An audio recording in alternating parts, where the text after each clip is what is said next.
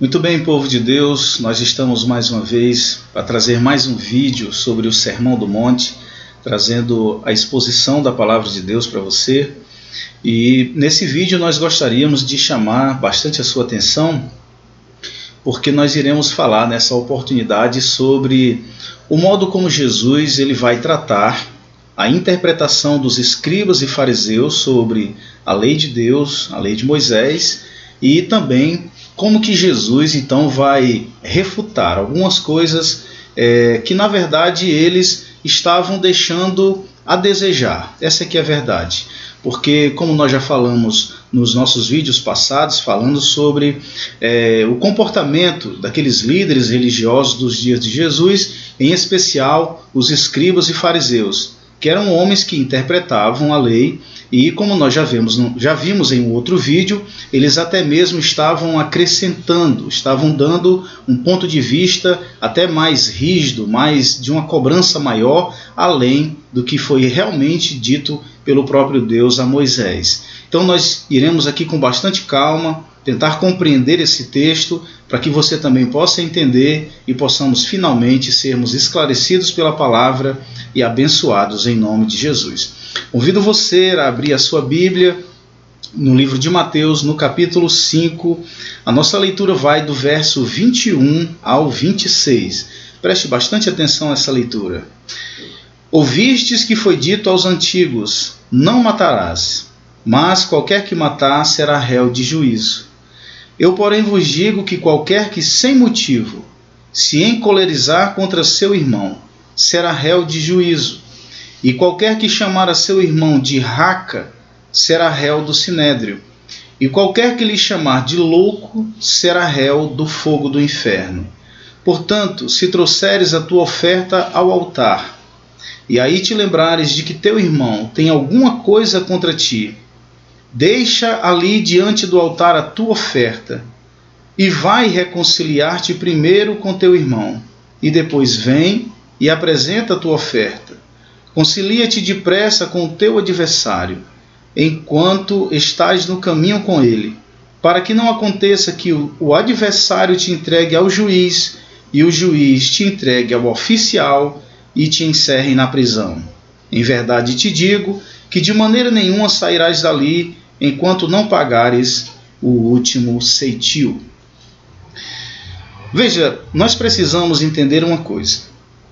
Quando Jesus ele fala, no versículo 21, ouvistes que foi dito aos antigos, a primeira coisa que a gente precisa pensar é o seguinte, que quando Jesus diz que se ouviu dos antigos, alguns estudiosos entendem que essa frase não está se referindo exatamente à lei de Deus. Essa frase é justamente usada por Jesus às interpretações que os escribas e fariseus estavam dando sobre o mandamento de Deus. Aí o que acontece? Jesus apresenta aquilo que eles, os escribas e fariseus, haviam escrito e haviam ensinado às pessoas. Só que no versículo de número 22, Jesus diz, eu, porém, vos digo.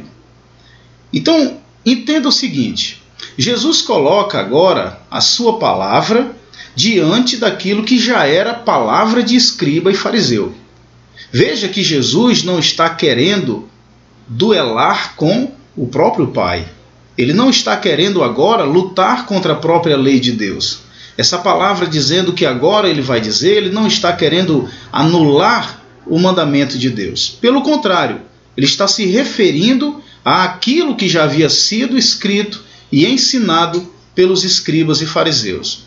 Então, após Jesus falar essa palavra, eu, porém, vos digo, ele vai tratar justamente de um mandamento. E esse mandamento é bastante conhecido por todos nós, até porque vivemos numa época de muita violência, de muita dor, e é justamente o mandamento não matarás. E veja que, com uma clareza muito grande, Jesus disse, vocês ouviram dos antigos, não matarás. Só que quando Jesus diz isso, ele então fala o que na verdade ele tem a interpretar. E quando Jesus ele vai fazer a sua interpretação, é como se Jesus estivesse querendo dizer, Vocês, escribas e fariseus, são mero homens. Vocês estão aqui simplesmente pela graça de Deus e têm a vossa vida sustentada por Deus, e vocês nem mesmo estão sendo fiéis às interpretações da lei de Deus. Porém, Jesus está querendo dizer, eu é que tenho autoridade para interpretar a lei. Então a primeira coisa que a gente precisa entender é que Jesus está aqui nos mostrando que apenas Ele é o verdadeiro intérprete da palavra de Deus. Apenas Ele tem autoridade para dizer, eu, porém, vos digo.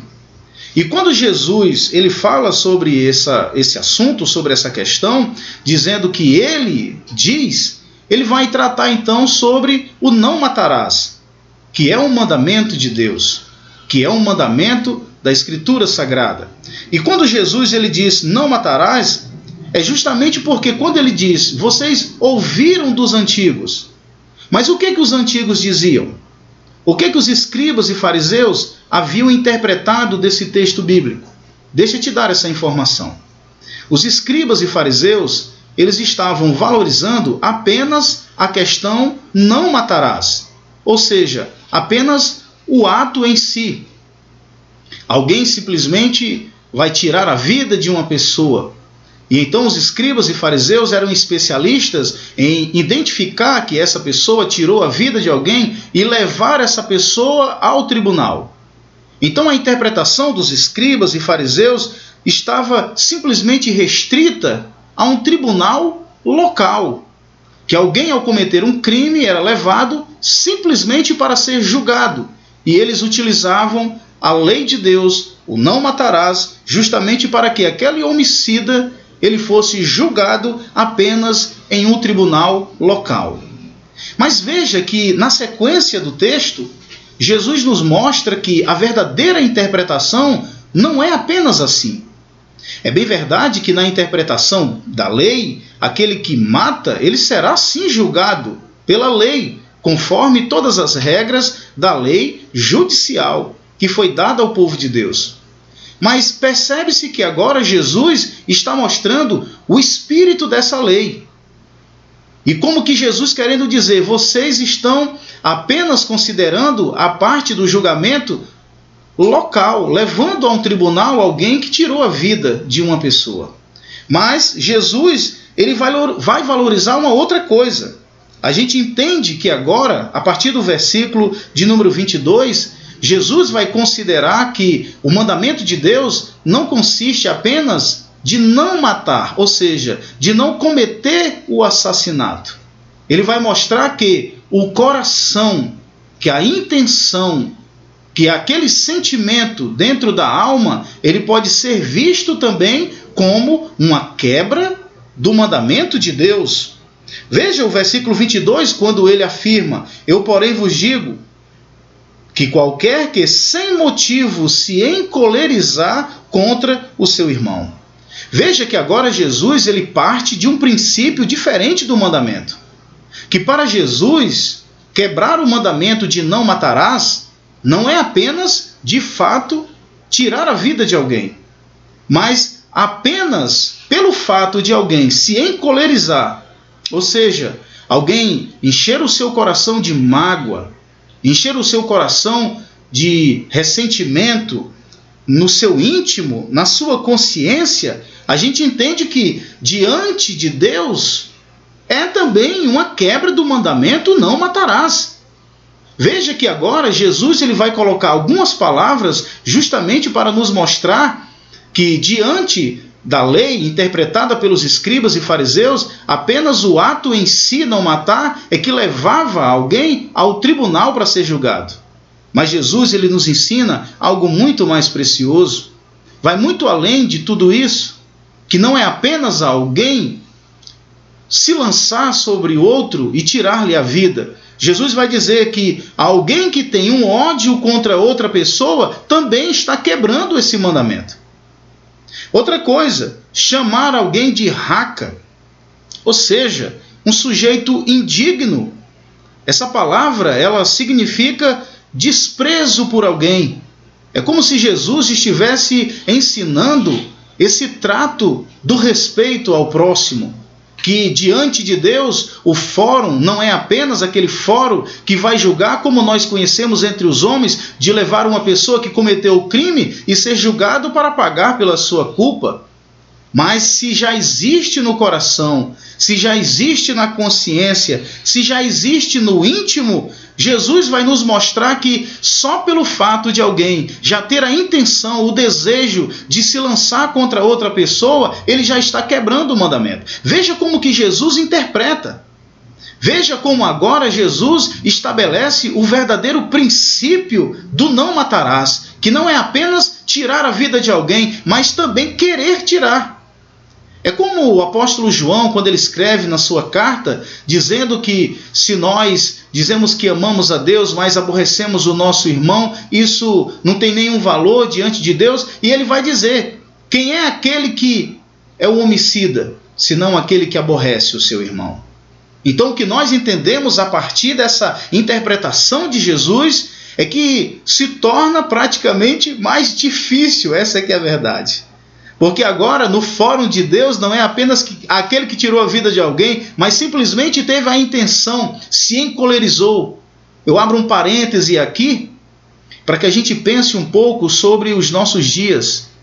Dias calorosos de muitas discussões, de muitos debates, de muitos problemas familiares. E às vezes as pessoas hoje já não estão mais tendo o cuidado do coração.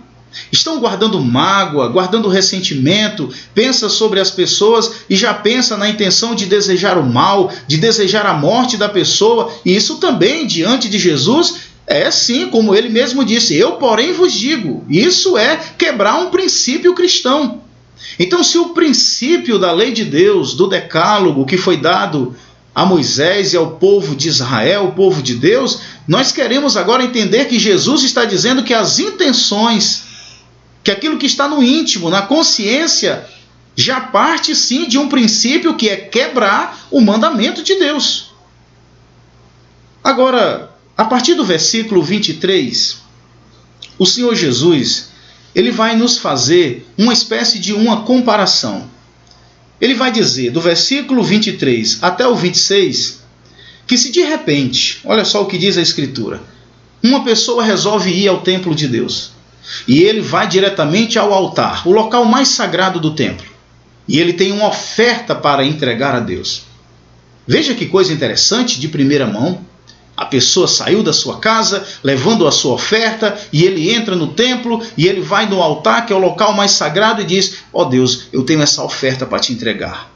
Só que Jesus diz que, enquanto ele está chegando ao altar, ele se lembra. E ele se lembra de uma coisa que ainda não foi resolvida. Ele tem um problema com um irmão.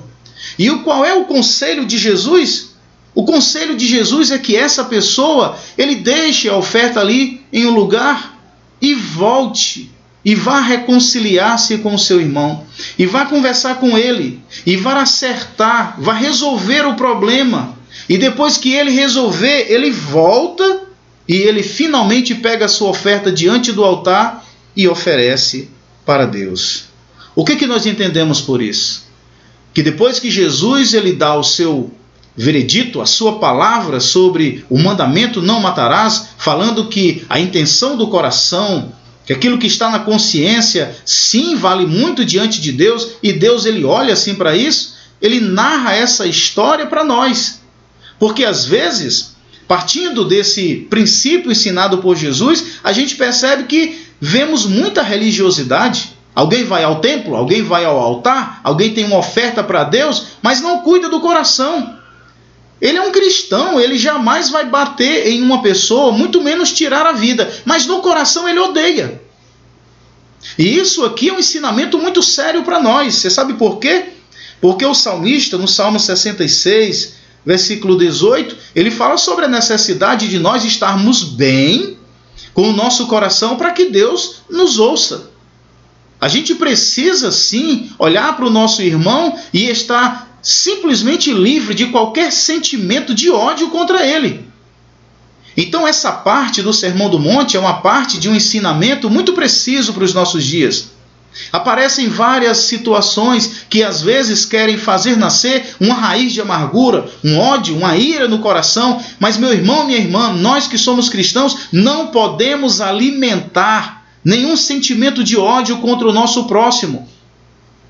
Se o Senhor nos ensina a não matar, o Senhor Jesus agora também nos ensina a não sentir o ódio, a não sentir esse sentimento absurdo de querer ferir o seu próximo. Então esse vídeo é mais um conselho para o nosso coração. É mais um conselho para os nossos conceitos espirituais. Se porventura há algum problema entre você e alguma pessoa, o conselho de Jesus é esse: não deixe de ir ao templo, não deixe de ir ao altar, não deixe de levar a sua oferta para Deus, mas também não deixe de se reconciliar com o seu irmão. Você sabe por quê? Porque ele diz: faz isso depressa. Antes que esse seu inimigo se encontre com você no caminho, te leve ao juiz, o juiz te entregue ao oficial e você seja lançado na prisão e você não sairá de lá enquanto não pagar a dívida. Sabe o que isso significa? Jesus está querendo dizer que quando não existe perdão, quando não existe reconciliação, quando não existe conserto, os que devem vão para a prisão e não sairão enquanto não pagar toda a dívida. É hora de nos livrar das mágoas, é hora de nos livrar dos ressentimentos. Não adianta apenas dizer glória a Deus e aleluia e aborrecer o irmão. Não apenas estudar a palavra de Deus e pregar o evangelho e ter ódio contra o irmão. É hora de nos conscientizar. Jesus disse: ouvistes os antigos, não matarás? Eu, porém, vos digo que aquele que se encolerizar, aquele que desprezar o seu irmão, aquele que ferir o seu irmão só no seu coração, certamente precisa do perdão de Deus.